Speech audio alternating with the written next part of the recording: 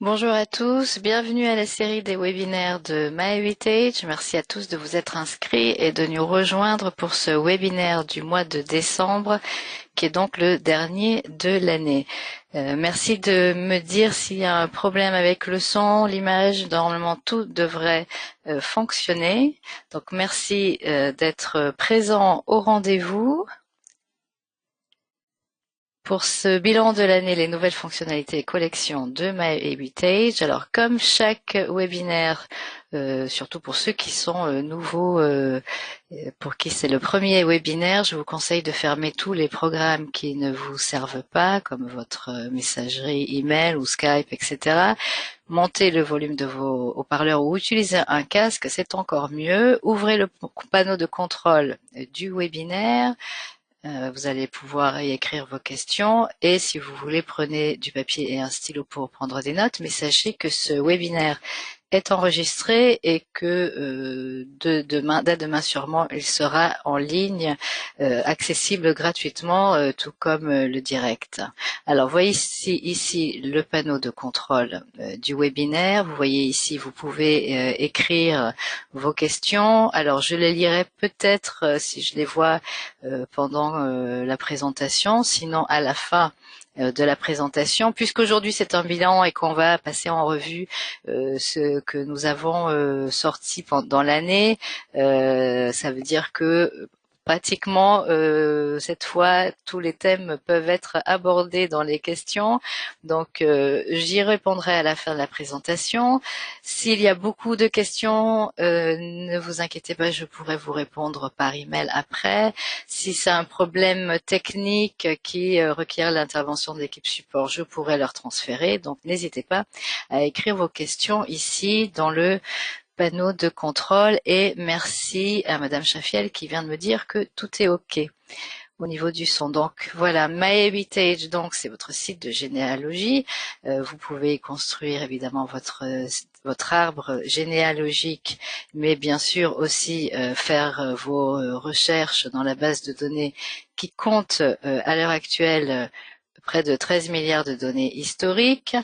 Euh, il y a actuellement 50 millions d'arbres généalogiques qui a été construit par 60 millions d'utilisateurs, 3,5 milliards de profils. Évidemment, il y a aussi la partie de la généalogie génétique. Vous pouvez faire un test ADN généalogique avec MyHeritage qui donne deux types de résultats, les correspondances ADN et l'estimation des origines ethniques qui, depuis la semaine dernière, vous donne vos origines parmi plus de 2100 groupes génétiques, ce qui vient d'être lancé la semaine dernière. Nous allons voir ça.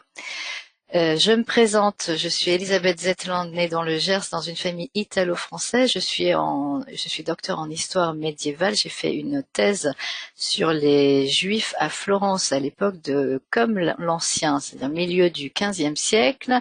J'ai intégré MyHeritage en l'été 2011. En 2012, je suis devenue country manager pour la France et les pays francophones.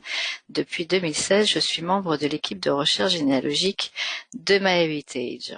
Alors, commençons ce bilan de l'année 2020. Alors, j'ai choisi de commencer par ça, vous le savez, peut-être c'est ce qui aurait dû se passer cette année et qui a dû être annulé à cause de la pandémie.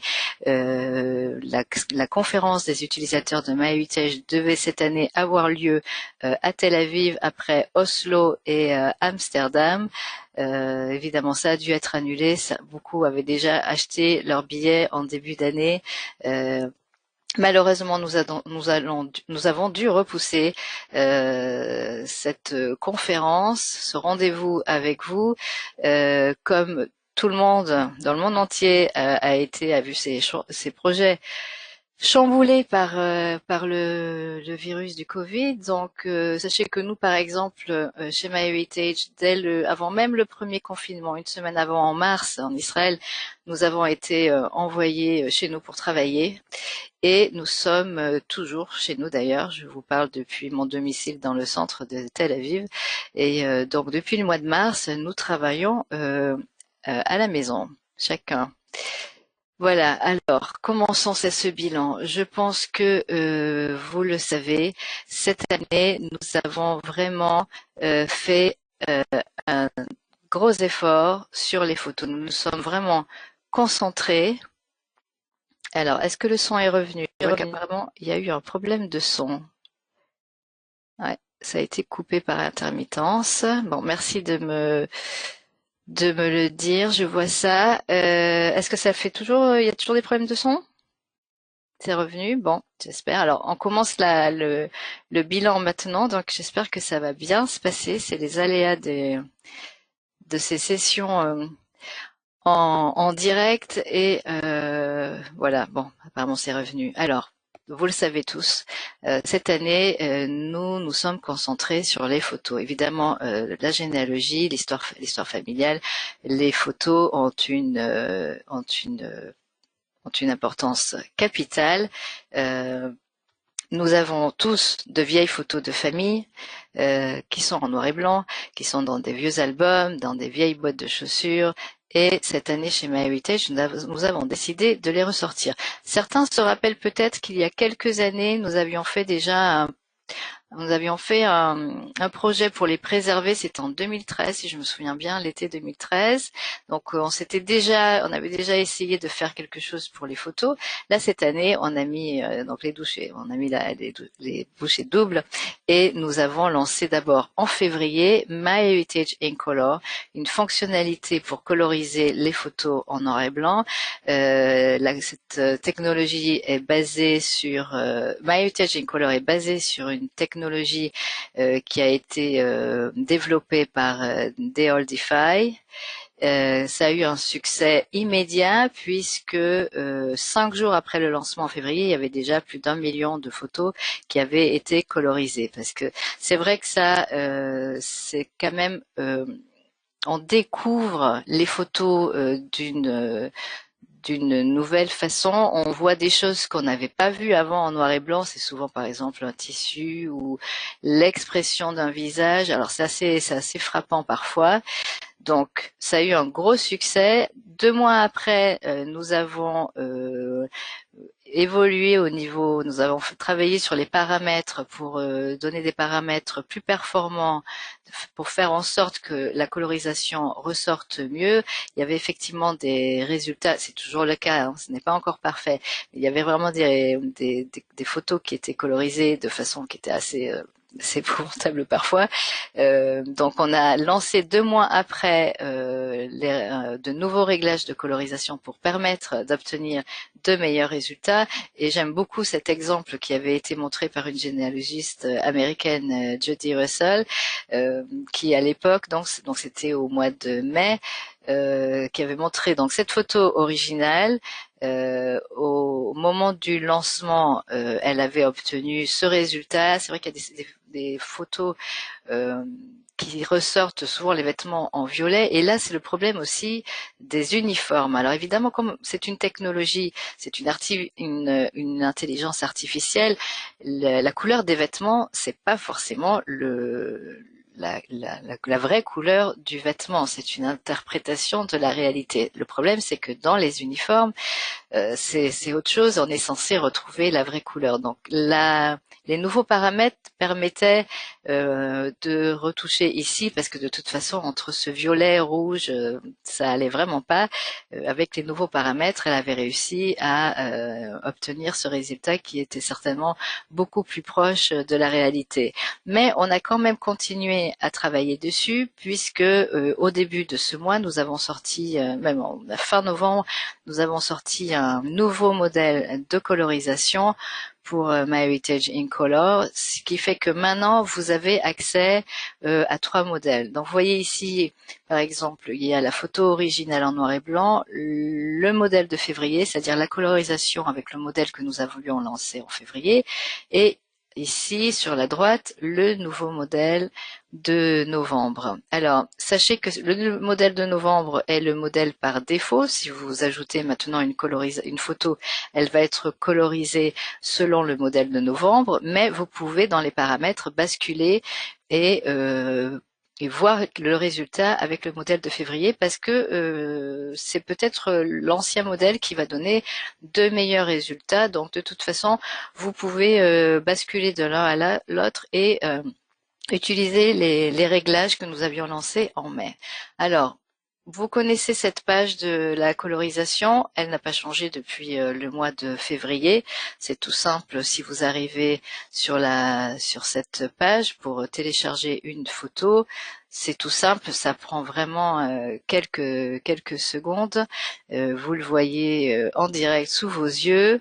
Et puis, vous avez la possibilité tout de suite avec ce curseur, de passer à droite, à gauche, de voir la comparaison entre les deux.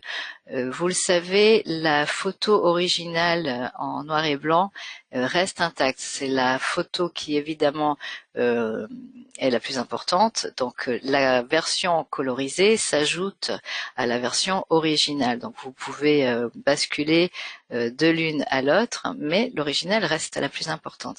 Si vous voulez aller dans votre phototexte et la section photo dans votre site familial, vous allez donc pouvoir accéder aux paramètres. Vous voyez ici en haut à la gauche, vous avez plusieurs icônes. Donc il y a celui en partant de la gauche du téléchargement qui vous permet de télécharger la photo originale, colorisée ou une comparaison des deux, ce qui est très intéressant.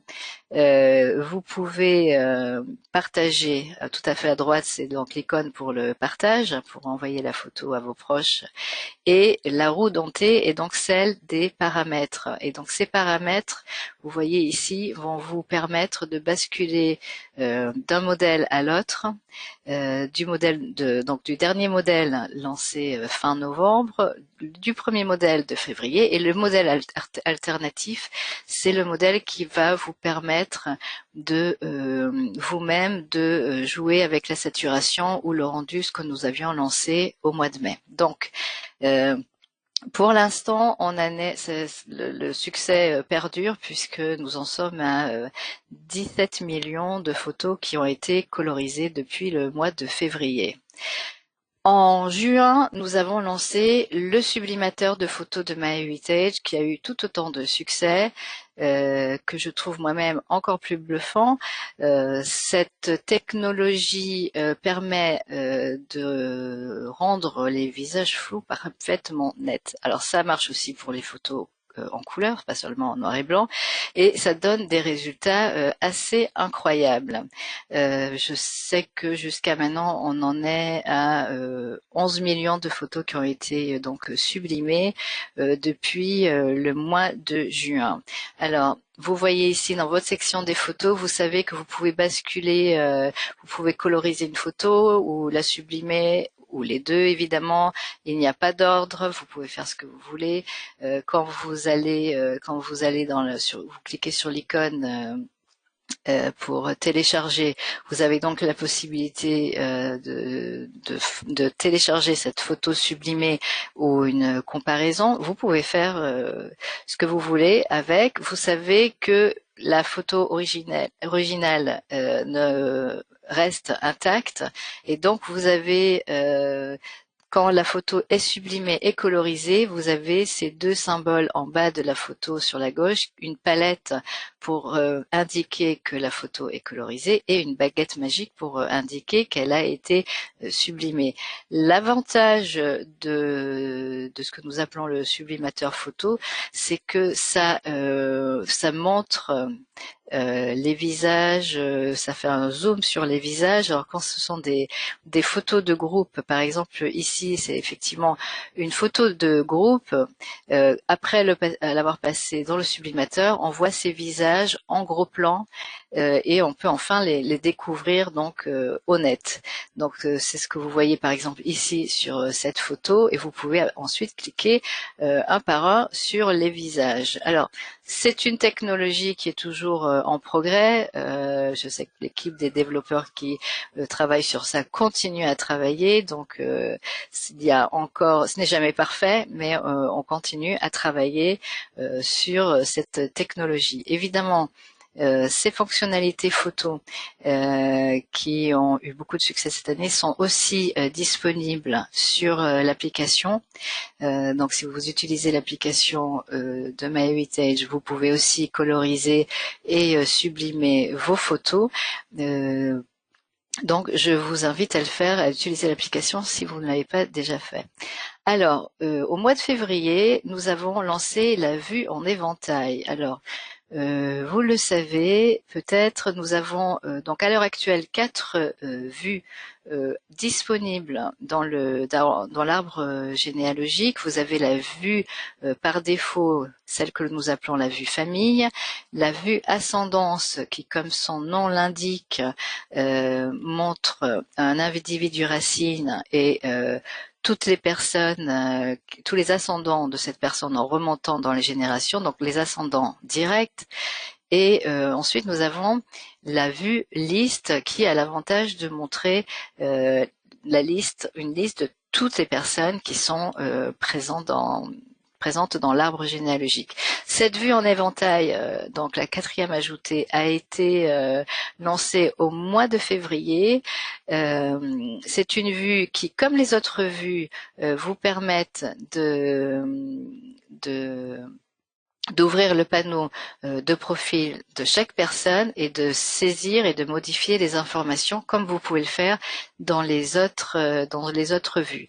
Alors cette vue, comme celle de la vue ascendance, donc a un individu racine et vous montre tous les descendants, tous les ascendants de cette personne. Et évidemment, comme son nom l'indique, c'est une vue en éventail et donc c'est une vue qui est aussi interactive. Vous voyez ici, quand vous êtes dans votre site familial, c'est ce symbole qui donc vous montre, en cliquant dessus, vous allez pouvoir arriver sur la vue éventail. Vous avez accès donc à tous les autres filtres que vous voyez dans les autres vues, puisque vous pouvez saisir et modifier vos données aussi sur cette vue. Et puis vous avez aussi accès, ce qui est intéressant, le modèle couleur qui ne vous montre pas les noms à moins de passer dessus avec la souris, mais ça vous montre branche par branche, donc selon les couleurs. Chaque branche donc a une couleur avec le nom des arrière-grands-parents, des grands-parents s'il n'y a pas les grands-parents dans cette branche-là. Mais vous voyez ici, c'est très facile, c'est très pratique parce qu'on voit aussi, comme dans l'autre vue, mais ici encore plus, ce qui manque dans l'arbre et sur ce que vous allez encore devoir travailler. Et c'est aussi une vue assez pratique pour partager.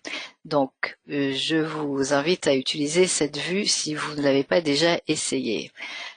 Plus tard dans l'année, c'était, si je me souviens bien, en juin, nous avons lancé les Record Matches multilingues. Alors, les Record Matches, j'imagine que vous le savez, ce sont les correspondances entre les personnes de votre arbre et des documents dans la base de données, c'est-à-dire que MyHeritage cherche en permanence les personnes de votre arbre généalogique dans les documents de notre base de données. Et vous recevez automatiquement dans votre arbre, vous le voyez avec l'icône marron dans l'arbre, que vous avez une correspondance.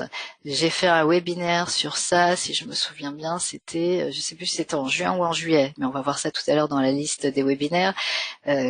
Puisque tous les webinaires sont accessibles gratuitement, sans limite, vous pouvez revoir ce webinaire pour en savoir plus. Alors, puisque là nous parlons des Record Matches multilingues, qu'est-ce que ça veut dire? C'est que jusqu'à présent, alors ces Record Matches, donc, nous avons appliqué la technologie qui a été lancée en 2015, si je me souviens bien, c'était la traduction internationale des noms qui a été lancée pour le moteur de recherche qui maintenant est appliquée à ces correspondances. Alors, cette technologie de traduction des noms, c'est-à-dire que en coulisses, puisque MyHeritage est accessible en 42 langues et nous avons 60 millions d'utilisateurs partout dans le monde, nous recherchons les personnes de votre arbre dans tous les arbres et dans tous les documents de MyHeritage. Ils ne sont pas forcément évidemment en français, ils sont dans plusieurs langues, ça peut être aussi dans des alphabets différents. Donc MyHeritage vous apporte des correspondances, vous apporte des documents et des record matches maintenant directement dans votre langue, mais ça peut venir d'un arbre généalogique ou d'un document qui a été saisi dans une langue différente et surtout dans un alphabet différent. Donc c'est très intéressant si par exemple vous avez des ancêtres d'Ukraine par exemple, ou si vous avez une branche qui vient d'Espagne, dans votre arbre ça sera peut-être Alexandre, mais dans un document il va être repéré en tant que Alejandro. Vous allez quand même recevoir, MyHeritage va être en mesure de vous apporter ce document grâce à cette technologie de la traduction internationale des noms qui maintenant a été appliquée au Record Matches. Et donc ça date du mois de juin. Donc si vous avez par exemple reçu, si vous avez un cas de Record Matches comme ça multilingue, n'hésitez pas à l'écrire ici, comme ça je pourrais le signaler. En tout cas, n'hésitez pas à m'écrire vos impressions et remarques. Alors, au mois d'août, nous avons fait du ménage dans le moteur de recherche. Ça faisait longtemps que les développeurs étaient en train de travailler dessus. Ils n'avaient pas évolué pratiquement depuis le lancement qui datait depuis 2012. Donc, on avait besoin de sérieusement dépoussiérer tout ça. Ça a été fait et lancé en 2012. Alors j'ai fait un webinaire le mois dernier, donc je suppose que la plupart d'entre vous étaient présents. C'était exactement il y a un mois puisque c'était le 30 novembre. Donc évidemment nous n'allons pas nous y attarder aujourd'hui, mais sachez que cette amélioration, donc ce nouveau moteur de recherche, le moteur de recherche qui a été repensé, qui a actuellement presque près de 13 milliards de documents.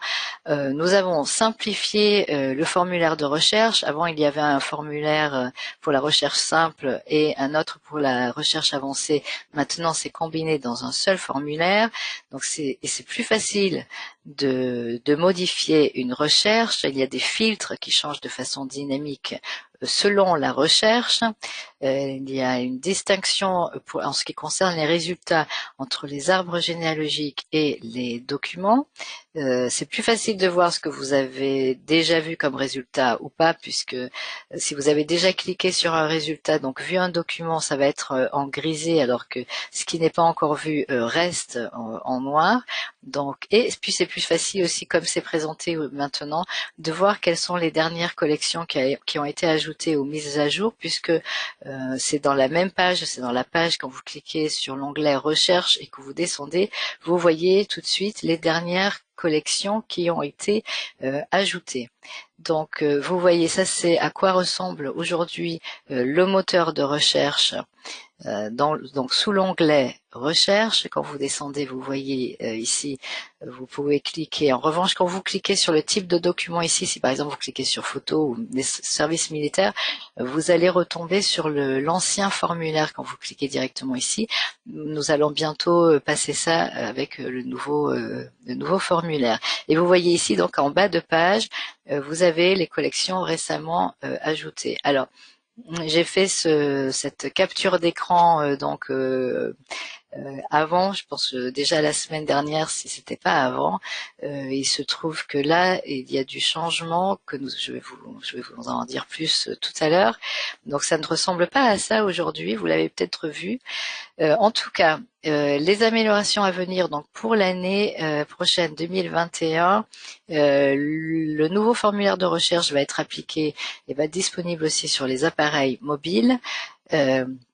Les résultats des arbres généalogiques vont être exclus. Il va y avoir la possibilité, si vous le voulez, d'exclure les arbres généalogiques des résultats de recherche. Vous pourrez choisir d'afficher les résultats selon des collections spécifiques avec un filtre généalogique, géographique, pardon.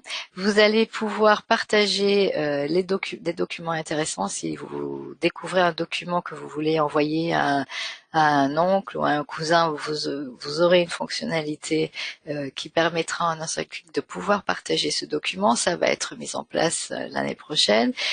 Donc nos développeurs continuent à travailler sur ce nouveau moteur de recherche.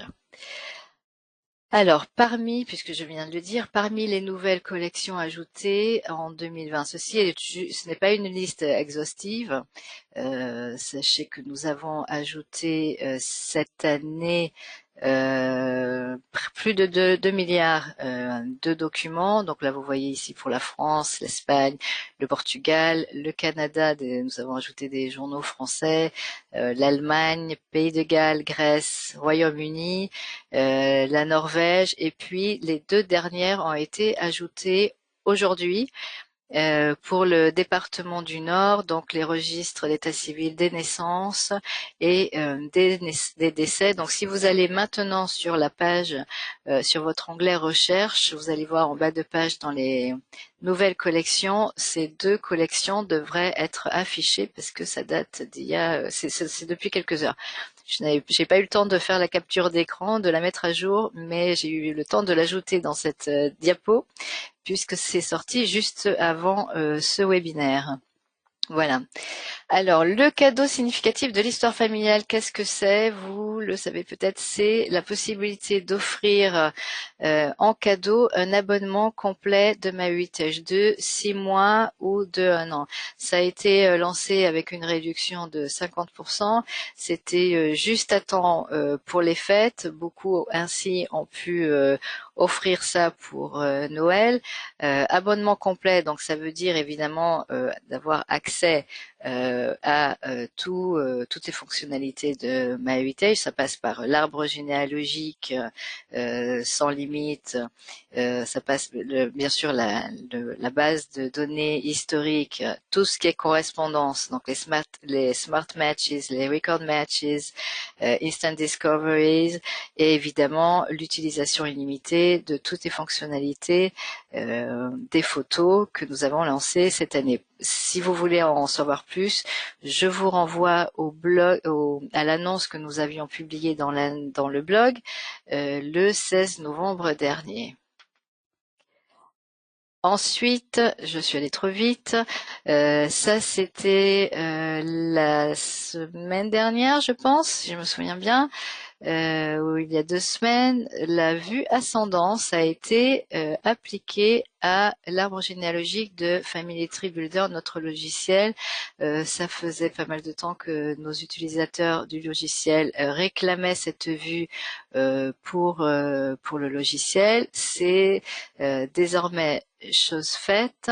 Donc si vous utilisez le logiciel, vous le savez déjà, vous pouvez basculer de la vue famille qui est celle par défaut à la vue ascendance que vous voyez ici, c'est-à-dire que ça vous donne donc une vue un individu racine que vous choisissez et avec tous ses ascendants, et vous pouvez saisir et modifier de nouvelles informations et de nouvelles personnes.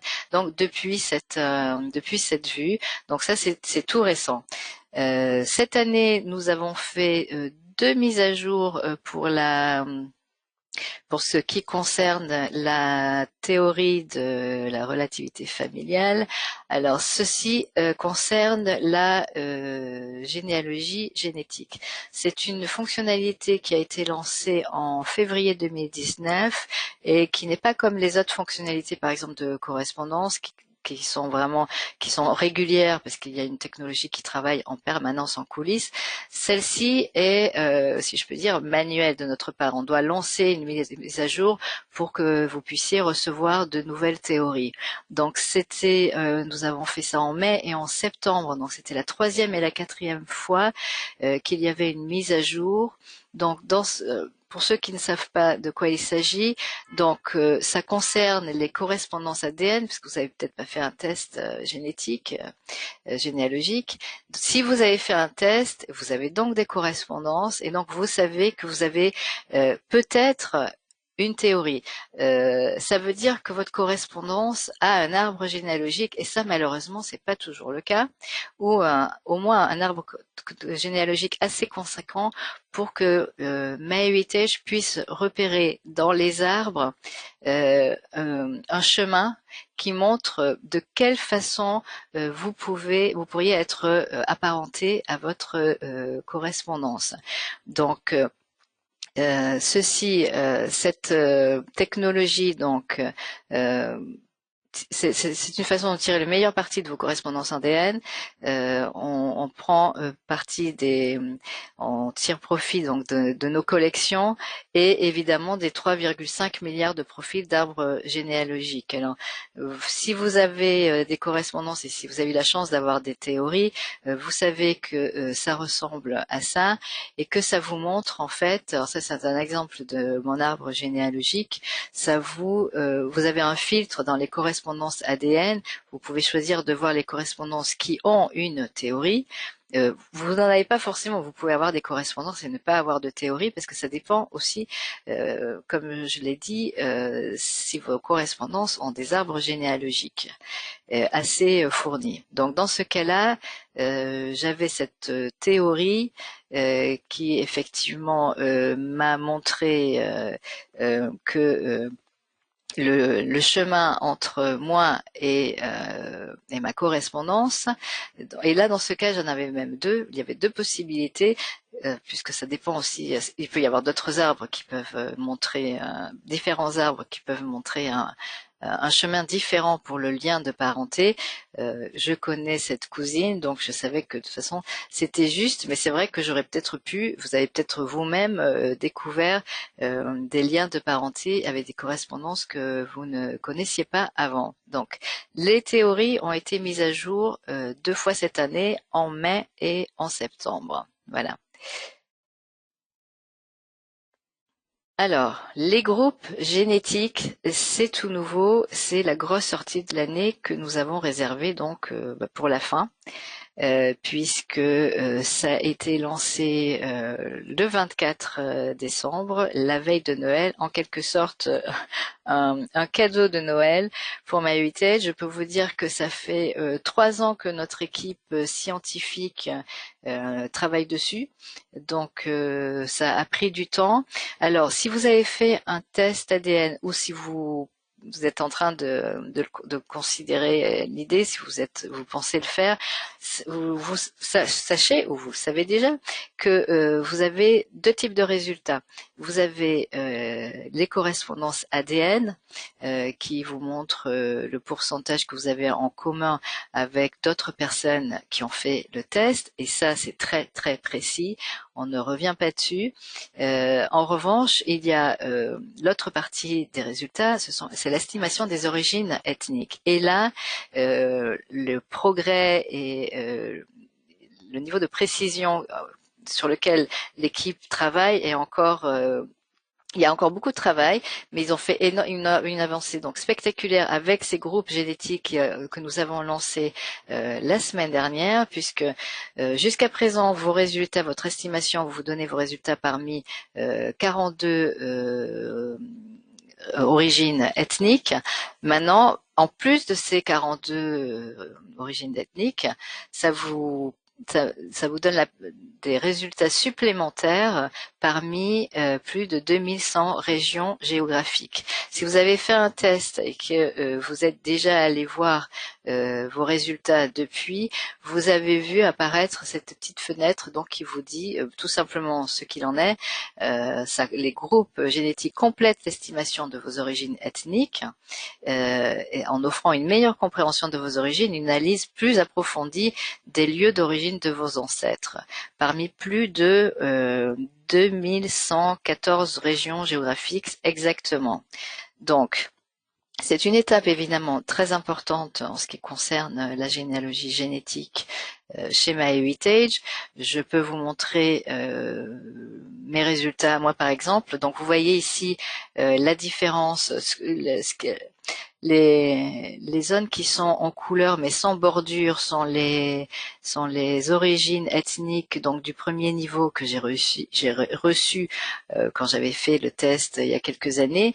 Maintenant, ce que vous voyez, les zones qui sont en revanche entourées d'une bordure, ce sont les régions, les groupes génétiques que j'ai reçus donc la semaine dernière. Alors, vous voyez par exemple, je tenais à vous le montrer parce qu'il y a beaucoup de Français du sud de la France qui se demandaient pourquoi ils avaient reçu l'origine ethnique ibères. Alors ça ne veut pas dire forcément que nous sommes espagnols ou que nous avons des ancêtres espagnols, bien entendu. Évidemment, comme l'ADN n'a pas ne connaît pas de frontières, c'est tout simple de penser, évidemment, ce n'est pas difficile de penser que l'ADN entre les Français du Sud et les Espagnols de l'autre côté de la frontière est évidemment très proche. Donc maintenant, nous pouvons voir effectivement que si vous êtes comme moi du sud de la France, moi je suis du sud-ouest, maintenant finalement le résultat Nouvelle-Aquitaine et Occitanie dans mon cas, apparaît dans les groupes génétiques. Ce qui est intéressant aussi, vous l'avez peut-être déjà vu dans vos résultats, moi je savais que j'ai 49% du côté italien et toute ma famille du côté de mon père est de la Vénétie, donc sans surprise, j'ai pu évidemment voir que dans les nouveaux résultats comme groupe génétique, évidemment j'ai la Vénétie. Ce qui est intéressant de voir ici, c'est le Brésil, Sao Paulo, qui s'explique de façon tout à fait simple. Vous savez peut-être que de nombreux Italiens de la Vénétie ont émigré au début du siècle, il y a 100 ans exactement, plus ou moins au Brésil. Donc il y a énormément de Brésiliens dans la région de Sao Paulo qui ont des origines italiennes exactement de la Vénétie. Je le sais très bien puisque j'ai des cousins là-bas. C'est pour ça en fait que je les retrouve dans mes groupes génétiques. Ça ne veut pas dire que j'ai des ancêtres brésiliens ou que donc c'est pas la peine de chercher de cette façon. Faut penser au niveau, remettre le contexte historique. Ça veut dire que à Sao Paulo, dans cette région, il y a beaucoup de gens qui ont fait le test avec nous et qui viennent de la même région que moi en Italie, en Vénétie, et j'en connais certains puisque je suis en contact avec mes cousins italiens qui vivent dans la région. Donc ça s'explique aussi de cette façon les groupes génétiques. Donc prenez du recul dans à chaque pour tout résultat de vos estimations, sachez-le, prenez du recul et prenez le temps de voir ce qu'il en est. Donc sachez que l'équipe scientifique continue à travailler. Je vous invite d'ailleurs à voir le blog parce c'est tout nouveau. Le blog, l'annonce pardon dans le blog a été publiée le 24 décembre. Vous n'avez peut-être pas encore eu le temps de le lire. Je vous invite à le lire. J'imagine que nous allons peut-être faire une session en début d'année prochaine spécifiquement sur ces nouveaux groupes génétiques. Donc, si vous avez des questions et des suggestions de sujets pour une prochaine session, n'hésitez pas à me l'écrire ici. Ce n'est pas obligatoire d'avoir des groupes, un groupe génétique. Quelqu'un me demande, je n'ai eu aucune correspondance géographique entre les groupes génétiques et les nouveaux. En fait, j'imagine que vous voulez dire que vous n'avez pas eu vos résultats n'ont pas été changés. Il n'y a aucune précision. Vous n'avez pas eu de groupe génétique. C'est possible, hein. Je me demande s'il y en a beaucoup qui en a pas eu comme ça, qui ont été surpris de ne pas en découvrir, mais c'est tout à fait possible cette nouvelle fonctionnalité des groupes génétiques n'a pas généré pour vous de nouveaux résultats. Ne vous inquiétez pas, vous allez peut-être recevoir ça plus tard dans le futur. En tout cas, pour en savoir plus, je vous conseille d'aller lire l'annonce dans le blog donc du 24 décembre. Pour finir, je vous renvoie encore au blog. Allez lire le blog de MyHeritage. Vous allez pouvoir lire quelques histoires intéressantes que nous avons publiées cette année d'utilisateurs qui ont retrouvé de la famille. C'est souvent un test ADN. Parfois c'est une smart match, parfois ça a été même une record match qui a fait retrouver des familles, parfois des cousins éloignés, parfois la famille beaucoup plus proche avec les tests ADN. Donc je vous invite à aller voir dans le blog, dans la section des histoires des utilisateurs. Et donc 2021, je peux vous le dire, ça va être l'année encore des photos et on va continuer à faire en sorte à mettre en en lumière les photos et développer les technologies qui concernent les photos. Vous allez voir, nous vous réservons quelques surprises qui vont d'ailleurs, je pense, sortir lors du premier trimestre, donc c'est imminent. Donc tenez-vous prêts. Évidemment, l'équipe scientifique continue à travailler sur les origines ethniques et sur les groupes génétiques. Il va y avoir un lancement imminent d'une fonctionnalité qui va concerner l'application, et ça pourrait sortir dans les premiers jours, premières semaines de janvier, donc c'est imminent, restez à l'écoute. Il y aura aussi bien sûr ça va concerner une mise à jour de l'application de MyHeritage. Le moteur de recherche, nous avons vu, j'ai évoqué ce qui va être mis en place et amélioré dans le nouveau moteur de recherche qui a été repensé. Donc, et ça, je ne peux pas vous dire, il y a beaucoup d'autres choses qui vont arriver, certaines choses que je ne sais pas moi-même ou qui n'ont pas encore été développées, mais qui seront développées dans l'année. Donc, vous le savez, chaque année, il y a beaucoup de sorties de nouvelles fonctionnalités. Donc, restez à l'écoute. Alors, avant de passer à vos questions et de vous en dire plus, je vais choisir la personne qui remporte aujourd'hui un abonnement complet de MyHeritage pour une année, donc qui donne l'accès à toutes les fonctionnalités de MyHeritage. Alors, félicitations Madame Annie Alphonsine. Voilà, je vais vous contacter après le webinaire. Euh, donc dans ce cas-là, il y a où je mettrai à niveau votre abonnement. Si vous êtes déjà en complet, ça veut dire que vous aurez votre abonnement prolongé d'une année supplémentaire. Donc félicitations Madame Annie Alphonsine. Alors, comme à chaque webinaire, je vous rappelle que vous pouvez voir l'enregistrement de ce webinaire certainement dès demain sur le site de familytreewebinars.com. Sachez que à l'heure actuelle, il n'y a pas encore de webinaire prévu pour l'année 2021. Je ne sais pas ce qu'il en est. Voici, en attendant, vous pouvez voir les webinaires que j'ai fait pendant cette année. Donc, vous voyez, en janvier, nous avions commencé avec la généalogie génétique. En février, on a continué sur la même lancée avec les correspondances ADN. Si vous ne l'avez pas vu, je vous conseille de voir ce webinaire qui a eu beaucoup de succès, qui a été très intéressant, présenté par Sophie Boudarel sur les astuces de recherche sur Google. En avril, pour marquer l'anniversaire, le 150e anniversaire de la guerre franco-allemande de 1870, nous avions accueilli l'expert en questions militaires Jérôme Malache. Le mois suivant, donc, j'avais fait ce webinaire sur les correspondances, Smart Matches et Record Matches, suivi par une session sur l'application mobile.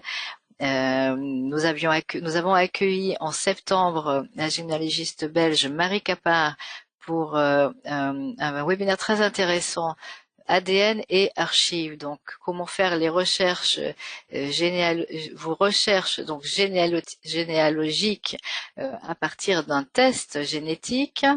Le généalogiste américain Paul Woodbury a fait l'énorme effort de nous faire une session d'introduction à la généalogie génétique en français, bien sûr. Donc, ça a été très, très apprécié. La généalogiste Élise Lenoble nous avait fait un webinaire sur comment chercher nos ancêtres invisibles qui n'ont pas forcément marqué l'histoire. C'est le cas de pratiquement tous nos ancêtres. Donc, c'était très intéressant. Ça avait été suivi par un webinaire avec le généalogiste Michael Mange sur les principales sources d'archives généalogiques. Je dois dire que ce webinaire a eu un grand succès et que ce mois-là où ça avait été publié, donc en octobre, ça avait été le premier webinaire dans la top liste des webinaires les plus vus. Donc même, c'était passé avant les webinaires en anglais. Donc ça a eu beaucoup de succès sur le site de Family Tree Webinars. Et bien sûr, le mois dernier, j'ai fait une session sur le nouveau moteur de recherche et bien sûr le webinaire d'aujourd'hui. Alors tous ces webinaires sont accessibles gratuitement sur le site de Family Tree Webinars. Ils sont accessibles aussi sur la base de connaissances que je vais vous montrer tout à l'heure si vous la connaissez pas. Alors la nouveauté de l'année 2020 aussi au niveau des sessions, c'est que nous avons commencé les Facebook Live. Alors je ne sais pas si vous avez l'habitude d'assister au webinaire, mais vous n'avez pas encore vu de Facebook Live, dites-le moi, ça m'intéresse de savoir parce que la question ici, je sais que mes collègues, beaucoup de collègues ont décidé d'arrêter les webinaires et de passer exclusivement au Facebook Live. Je dois dire que moi, j'apprécie beaucoup les webinaires. Donc j'ai pas très envie de passer seulement sur les Facebook Live. Donc et je vois que les Français, que vous appréciez beaucoup les webinaires. Apparemment, vous êtes ceux qui apprécient en Europe, qui apprécient le plus parmi nos utilisateurs. Et j'avoue que j'aime pas tellement moi le format de Facebook Live. Donc je considère peut-être de faire les deux, continuer un mixte, de continuer des webinaires, peut-être pas tous les mois.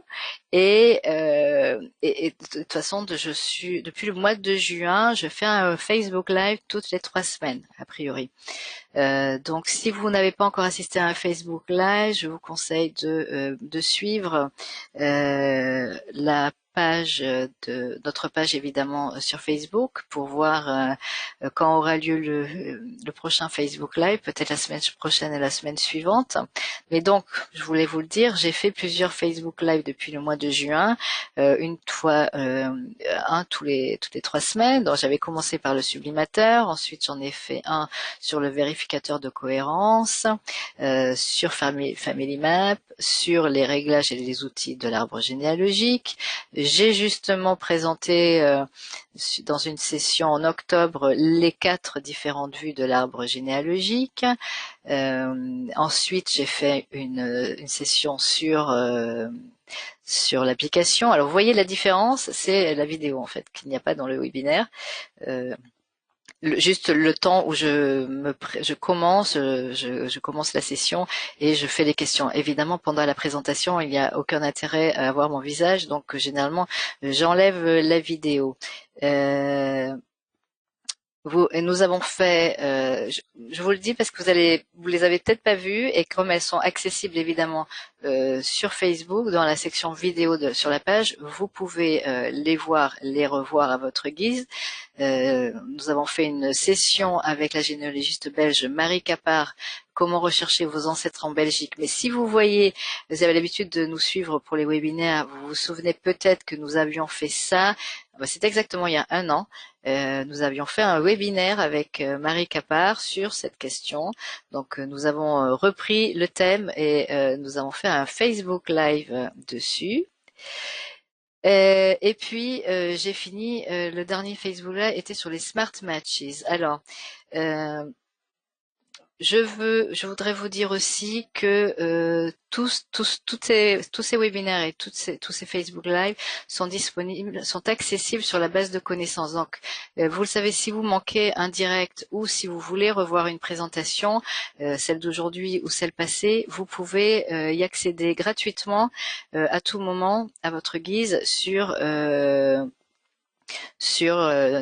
notre base de connaissances. Vous voyez ici le lien. Dans cette base de connaissances, vous avez des articles, des vidéos pratiques et vous avez les webinaires et les Facebook Live. Donc n'hésitez pas à vous y rendre si vous ne connaissez pas cette base. Vous pouvez accéder à tout le matériel. Alors, nous allons passer à vos questions. Alors je vois. Alors, il va falloir que je prenne le temps, évidemment, d'en lire quelques-unes. Alors, est-ce que les colorisations de photos sont payantes? Alors, si vous êtes en formule gratuite, dans ce qu'on appelle la formule basique, vous avez droit à 10 photos que vous pouvez coloriser et sublimer gratuitement. Sinon, effectivement, ces fonctionnalités photos sont accessibles sans limite dans l'abonnement complet. Donc, c'est effectivement, ça fait partie effectivement de l'abonnement payant. Alors, je vais lire une autre question. Alors, j'ai remarqué que la dernière génération, la plus ancienne, n'y figure pas. L'éventail est-il limité à un nombre de générations?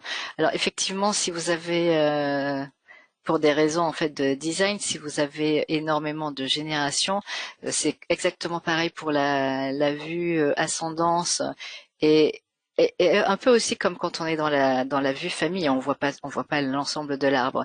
Mais si vous cliquez sur une génération en remontant, vous allez changer, donc ça va changer l'individu racine et vous allez pouvoir faire apparaître d'autres générations.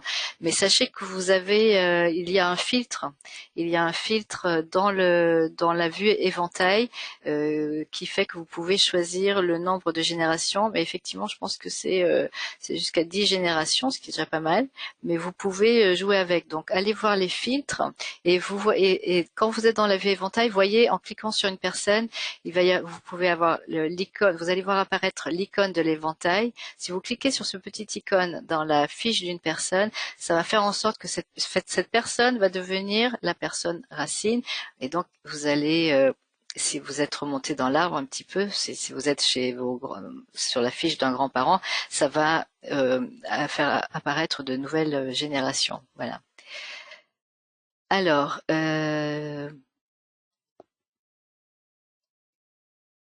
peut-on imprimer les arbres en éventail? Alors, le fait est que dans la section des arbres, dans la section pour imprimer les arbres, d'ailleurs je ferai peut-être une session sur ça l'année prochaine, il y a un arbre en éventail, mais pas exactement comme l'éventail que vous avez dans l'arbre généalogique. Donc vous pouvez l'imprimer. Il n'y a pas forcément une fonctionnalité pour l'imprimer euh, comme ça sort comme vous le voyez dans l'arbre généalogique, dans votre site familial. Mais c'est une bonne question. Je vais le noter justement je vais le noter pour faire une session dessus en 2021 parce que vous n'êtes pas la première personne à me poser des questions sur ça. Et comme ça, on pourrait voir ça dans le détail. Donc, je le note maintenant. On va peut-être organiser une session pour imprimer ces arbres parce que vous êtes nombreux à poser des questions. Alors, ensuite, je n'ai pas la même présentation de l'arbre d'ascendance que le vôtre. Le mien avec des bords arrondis et le vôtre rectangulaire. Peut-on modifier la présentation? Pas que je sache. Je vous contacterai en privé pour voir de quoi il s'agit, mais peut-être que je sais pas. Je verrai ça avec vous. Donc quelqu'un d'autre dit je n'ai aucune correspondance géographique. Enfin non, ça je l'ai déjà lu. Vous n'avez pas de groupe génétique, mais ça j'ai déjà répondu. Donc ensuite, les nouveaux groupes sont situés dans d'autres régions. Ça veut dire que vos résultats ont gagné en précision à tous les niveaux. Donc, tant mieux. Sachez que l'équipe scientifique travaillait d'arrache-pied pour sortir ces groupes génétiques et continue à travailler dessus. Vous savez, les correspondances ADN, c'est quelque chose de très sûr et de très précis.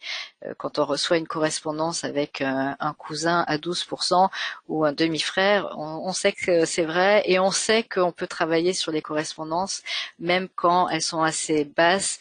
C'est-à-dire qu'on sait que quand on a une correspondance à 0,8%, on peut retrouver, enfin, on sait qu'on a un ancêtre commun situé entre la 5e et la 8e génération. Parfois, c'est pas évident de retrouver le lien de parenté. Ça dépend si la personne a fait un arbre généalogique. Mais ça peut être un travail assez grand. Mais on sait que c'est précis et que c'est sûr. Les estimations des origines ethniques, en revanche, c'est un peu plus mouvant et c'est vraiment une science naissante en progrès. Donc, il faut prendre toujours ces résultats avec des pincettes. Maintenant, ça devient un peu plus précis avec les groupes génétiques, mais ça va l'être encore plus. L'équipe scientifique continue à travailler dessus. Voilà. Donc, je vois parfois des gens qui s'étonnent ou qui sont bouleversés par l'estimation des origines ethniques. Franchement, il vaut mieux prendre ça avec du recul et travailler sur vos correspondances pendant pendant ce temps. Voilà. Alors le blog, quelqu'un me demande où se trouve le blog. Alors je pense que si vous tapez juste MyHeritage blog, vous allez tomber dessus. Vous allez peut-être tomber sur la version anglaise, mais il suffit de basculer sur la langue française. Nous avons un blog le blog est accessible en 8 langues. C'est pas le même blog, mais c'est le blog de MyHeritage.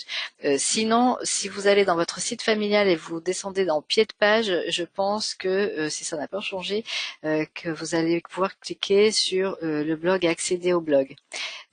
Si vous êtes sur Facebook, ça arrive souvent, presque tous les jours, qu'un article, une annonce dans le blog est publiée dans Facebook, donc c'est facile d'accéder au blog. Si vous recevez la newsletter, presque tous les articles de la newsletter sont un article du blog, donc vous avez accès aussi de cette façon dans le blog. Voilà. Quelqu'un me dit je n'ai pas Facebook et je ne veux pas Facebook. Oui, je vous comprends, tout le monde n'a pas Facebook et même moi qui l'ai, je préfère les webinaires. Donc je pense, vous pouvez me l'écrire aussi dans les commentaires après la présentation quand ce webinaire sera terminé, ce que vous en pensez. Je pense que de toute façon, je vais essayer de continuer les webinaires avec vous, tout en faisant aussi ces nouveaux Facebook Live. Voilà. Donc quelqu'un me dit quel dommage. Non, non, vous inquiétez pas, on va continuer. Alors, est-ce qu'il y a d'autres questions? Oui, quelqu'un me dit ce qui est bien avec Facebook Live, c'est qu'on peut voir les questions de tout le monde, les interventions de questions. Alors, oui, c'est pour ça qu'on va continuer peut-être les deux. Alors, vous pouvez m'écrire aussi je vois quelqu'un l'a fait, des suggestions de prochaines sessions. Oui, je vois des choses très techniques. On va faire ça, c'est noté. Donc, Monsieur Patrick Chassé me demande de faire un webinaire, notamment comment se dépatouiller du Jetcom, comment scinder un arbre pour en exporter une partie seulement. Allez voir dans le centre d'aide aussi en attendant et dans la base de connaissances. Vous allez pouvoir retrouver trouver des articles qui vont vous aider. Alors. Ensuite, quel intérêt de travailler sur le logiciel plutôt que sur Internet? Grande question. Alors, euh, travailler sur le logiciel, ça veut dire que je crois que c'est intéressant comme question. C'est dommage que je vois personne ici. Je reconnais pas de nom de personne qui l'utilise, sinon je vous aurais donné la parole. Mais travailler sur le logiciel, c'est des gens qui travaillent sur un logiciel depuis toujours pratiquement, qui ont envie d'avoir leur généalogie sur leur ordinateur. Certains ne synchronisent pas forcément dans le site en ligne, dans le site familial en ligne. Ça donne accès à certaines fonctionnalités qui ne sont pas accessibles ailleurs, ou vice-versa. Par exemple, il n'y avait pas la vue ascendante jusqu'à présent. Mais c'est une bonne question parce que je pense que j'ai jamais fait de webinaire et de session dessus, donc je le note pour 2021. Faisons une session sur Family Tree Builder. Donc ceux qui ne l'utilisent pas vont pouvoir découvrir et voir de quoi il s'agit. Quand un webinaire sur l'Algérie, quelqu'un demande, alors c'est pas prévu. Le problème, si vous faites référence aux données historiques de l'Algérie, alors ça c'est vraiment, ça fait partie évidemment des archives qui sont très difficiles d'accès. Mais il y a il y a des associations qui s'occupent spécifiquement des pays de l'Afrique du Nord. Je ne pense pas qu'on fera un webinaire sur la question, à moins qu'il y ait un changement et que on acquiert des collections. Mais je peux vous dire que pour l'instant, ce n'est pas prévu. Euh, alors, quelqu'un me demande après, avec la crise sanitaire, j'ai reçu le test 7 mois après la commande. Dois-je la renvoyer maintenant? Sachez que vous pouvez faire le test. Moi, j'ai par exemple, je peux vous dire, j'avais offert un test pour ma grand-mère à un Noël et elle n'a fait le test avec moi que le Noël suivant, donc un an après. Il n'y a pas de problème, même si vous l'avez reçu en bon état. Vous êtes c'est un cas particulier hein, parce que j'ai 7 mois après la commande quand même. Mais si le test est le paquet le colis est en bon état, il n'y a pas de problème, vous pouvez faire le test maintenant, puisque quand vous recevez un test, vous n'êtes pas obligé de le faire tout de suite, hein, vous pouvez le faire un an après comme moi, il n'y a pas de date limite, donc ça ne pose aucun problème. Ensuite, ça c'est très technique, je vais se transférer, est-ce que c'est possible? Alors, ouais, je vois quelqu'un qui me demande à me contacter personnellement. Y a-t-il un email pour des suggestions d'ajout? Euh, je ne sais pas ce que vous voulez dire par suggestion d'ajout, mais enfin si c'est pour les webinaires, enfin vous pouvez m'écrire parce que de toute façon le mail que vous avez reçu pour ce webinaire, si vous répondez, ça va arriver sur ma messagerie. Donc vous pouvez me contacter. Ah, sur des ajouts de fonctions, merci. Vous pouvez, oui, vous pouvez écrire sur mon email. Vous pouvez répondre à l'email du webinaire. C'est moi qui vais recevoir ça. Sachez que quand c'est des personnes, quand je vois certains, parfois c'est dans les réseaux sociaux qui font des suggestions, des propositions pour de nouvelles fonctionnalités. Dans ce cas-là, je fais remonter à l'équipe produit qui en parle après avec les développeurs. Il y a parfois des choses ça prend du temps de développer des fonctionnalités. Alors, vous le savez, parfois ça peut être effectivement de bonnes suggestions qui peuvent être mises en place 1 an, 2 ans après. Ça peut prendre du temps. Donc, n'hésitez pas à envoyer ça par email et je ferai remonter. Euh, alors, j'ai du mal à poursuivre mon arbre sur mes ancêtres italiens. Oui, eh ben. Alors c'est vrai que ça dépend. Il y a des pays qui sont mieux représentés dans les arbres et dans les documents. J'ai eu la chance, moi par exemple, de mon côté italien, d'avoir un jour une smart match avec un cousin éloigné que je ne connaissais pas. Après, il a fait le test et on avait effectivement 0,8% de correspondance. Et j'ai eu la chance, c'est un passionné de généalogie, donc qui fait un travail remarquable. Donc du coup, j'ai pu bénéficier de son travail grâce à cette smart match. Mais c'est vrai que ce n'est pas forcément évident, même de faire des recherches en Italie. Même si vous parlez italien, euh, ils sont beaucoup moins lotis en Italie que nous en France, mais ils font de plus en plus d'efforts pour numériser leurs documents. Donc j'espère que cette année, l'année 2021, on va mettre en ligne plus de collections italiennes. Mais j'espère, je vous souhaite d'avoir des smart matches qui va débloquer vos branches italiennes. Alors, ensuite.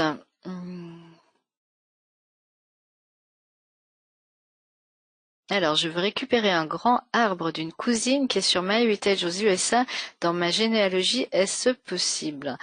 Si vous avez reçu ça en tant que Instant Discovery, c'est-à-dire que vous avez une correspondance normalement, vous êtes censé recevoir une Instant Discovery qui vous permet, donc c'est une correspondance avec qui concerne une personne de votre arbre et qui peut ajouter jusqu'à 50 personnes. Ça ajoute une branche en un seul clic.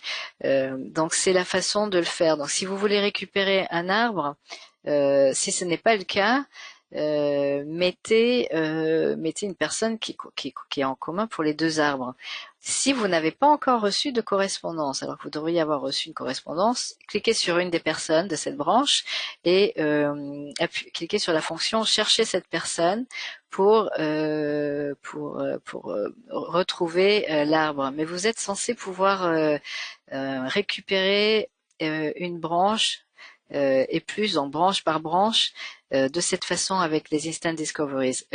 Moi, j'aime bien. Enfin, ça peut être problématique parce que vous devez être sûr avant de ne pas récupérer dans votre arbre des informations erronées.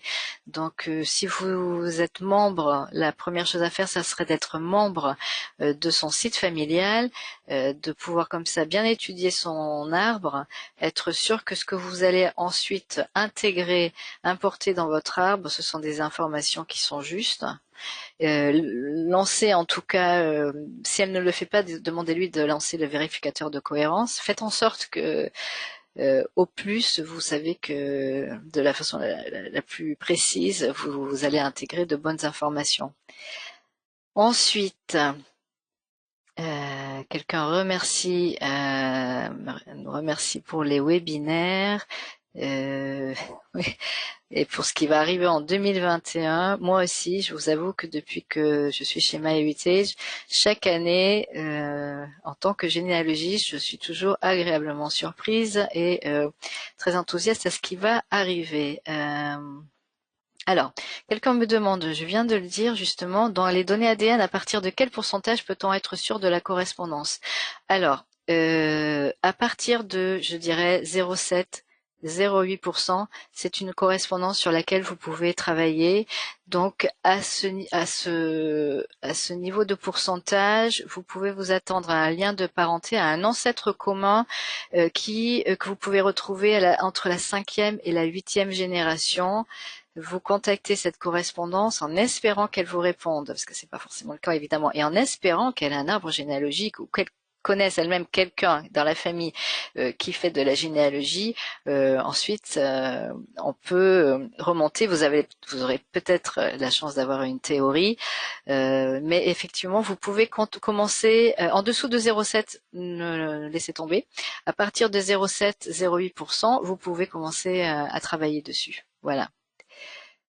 Alors, la même personne qui m'a demandé pour l'arbre d'une cousine américaine, je suis membre de son arbre. C'est bien. J'ai vu des erreurs et elle m'a demandé de les modifier. Ben, tant mieux. Voilà, c'est ce que je vous disais de faire avant d'importer ces données dans votre arbre. Voilà. Je crois que j'ai tout vu. Certaines personnes, je vais vous contacter en privé. Certains messages sont pour l'équipe support. Je vais transférer. Voilà. Alors, je vous remercie. Je vous souhaite une bonne année 2021. J'espère qu'elle va être meilleure que l'année que nous avons eue maintenant, cette année. Donc, bon réveillon demain et je vous tiens au courant. Donc, suivez le blog parce que je pense que c'est là que je pourrais annoncer les prochains webinaires et bien sûr Facebook Live pour ceux qui ont écouté des Facebook Live. Voilà. Je vous dis à bientôt et bon réveillon et bonne année 2021.